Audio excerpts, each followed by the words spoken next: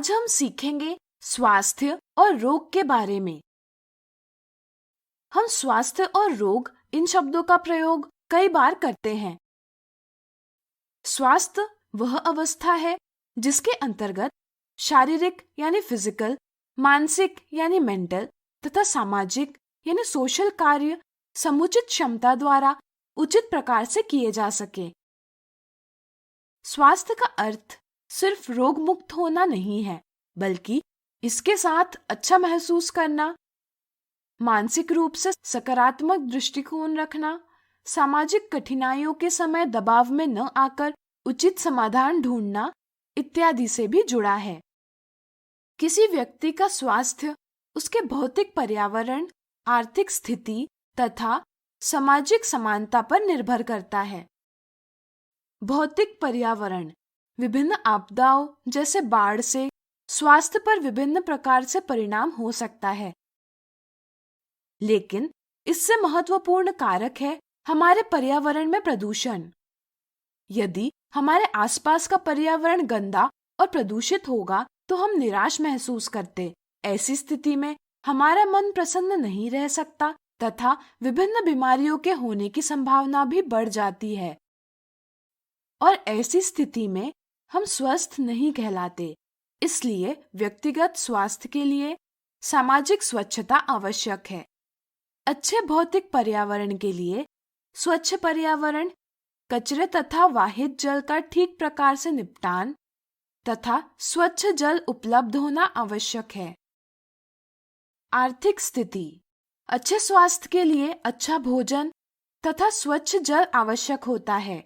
अच्छा भोजन प्राप्त करने के लिए आर्थिक स्थिति अच्छी होना आवश्यक है, और अच्छी आर्थिक स्थिति होने के लिए रोजगार के अवसर उपलब्ध होना आवश्यक है। सामाजिक समानता।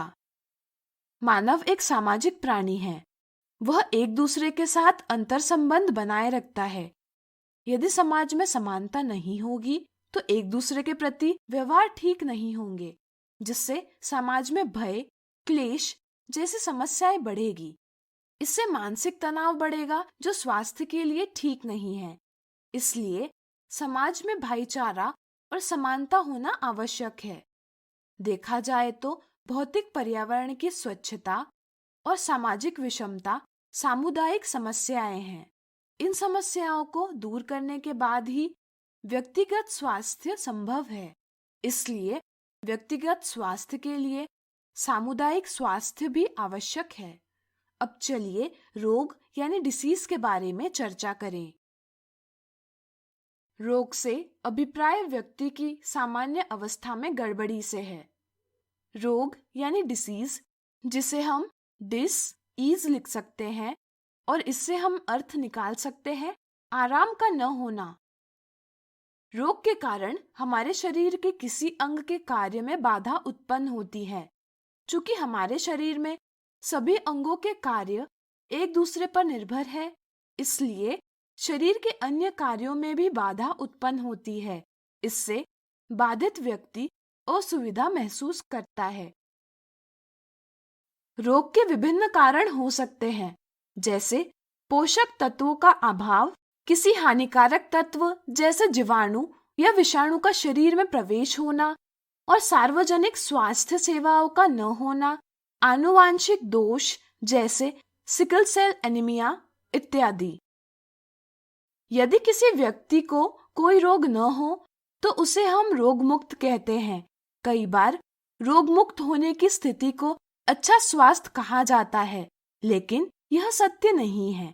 किसी व्यक्ति को हम रोग मुक्त केवल उस स्थिति में कहेंगे जब उसके एक या अधिक अंगों के कार्य में कोई भी असुविधा न हो। लेकिन स्वस्थ केवल उस स्थिति में कह सकते हैं जब वह शारीरिक, मानसिक तथा सामाजिक रूप से वह अच्छा महसूस करता है। इस तरह से प्रत्येक स्वस्थ व्यक्ति रोग मुक्त अवश्य होती है, लेकिन प्रत्येक रोग मुक्त व्यक्ति स्वस्थ होगा ही यह कहा नहीं जा सकता। उदाहरण के लिए, रोग मुक्त व्यक्ति सामाजिक और पर्यावरण के कारकों के कारण अस्वस्थ हो सकता है। जब कोई रोग होता है तो शरीर के एक या अनेक अंगों के संरचना या कार्यों में खराबी उत्पन्न होती है, जिसके कारण उन अंगों में परिवर्तन दिखाई देने लगते हैं, जैसे सिर दर्द, खांसी, सूजन इत्यादि। इन परिवर्तनों को हम लक्षण यानी सिम्टम्स कहते हैं। इन लक्षणों से किसी रोग का अनुमान लगाया जा सकता है। भिन्न रोगों के समान लक्षण हो सकते हैं, जैसे सिर दर्द विभिन्न रोगों जैसे सर्दी, मस्तिष्क का वरणशोथ यानी मेनिंगाइटिस इत्यादि हो सकता है।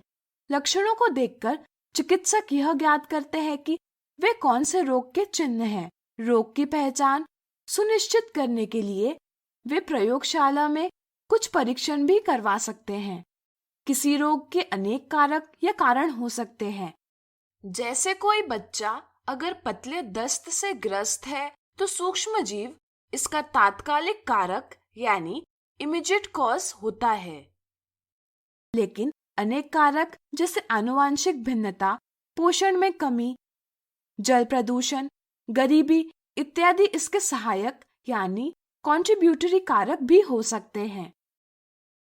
तात्कालिक कारक संक्रामक यानी इन्फेक्शियस हो सकते हैं, जिनमें सूक्ष्म जीव सम्मिलित होते हैं, या असंक्रामक यानी नॉन इन्फेक्शियस हो सकते हैं, जिनमें सूक्ष्म जीव सम्मिलित नहीं होते।